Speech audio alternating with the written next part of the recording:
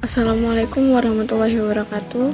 Perkenalkan, nama saya Kurnia Rahma Safitri, NPM 2301010063 dari kelas B.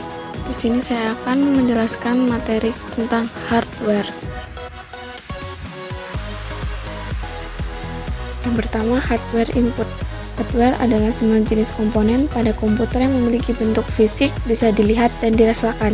Jadi, dapat dikatakan pengertian hardware dalam sistem komputer adalah alat fisik komputer yang gunanya untuk melakukan beberapa proses seperti input, output, dan proses.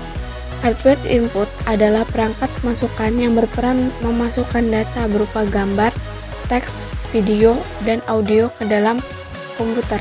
Contohnya mouse dan keyboard. Yang kedua, hardware proses. Hardware proses adalah perangkat yang berguna untuk memproses data dan mengolahnya pada komputer.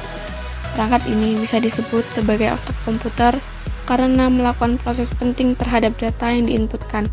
Contohnya, CPU adalah perangkat yang berguna untuk mengontrol seluruh proses pada komputer, baik itu instruksi, pengolahan, hingga menghasilkan output yang diinginkan. RAM adalah jenis hardware yang dapat menentukan kecepatan akses dalam sebuah komputer. Yang ketiga, hardware storage. Hardware storage merujuk pada perangkat kelas fisik yang digunakan untuk menyimpan data pada komputer atau perangkat elektronik lainnya. Berikut adalah beberapa contoh dari hardware storage.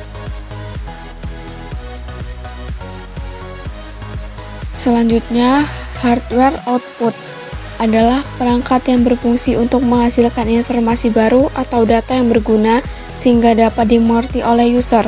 Informasi tersebut dikeluarkan melalui perangkat lain.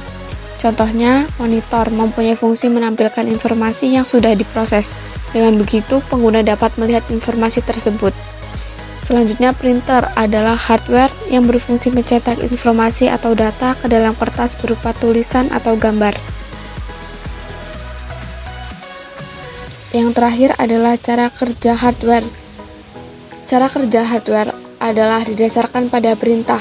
Ini disebut juga dengan istilah instruction. Dengan adanya perintah tersebut, hardware bisa melakukan berbagai kegiatan yang telah ditentukan oleh pemberi perintah.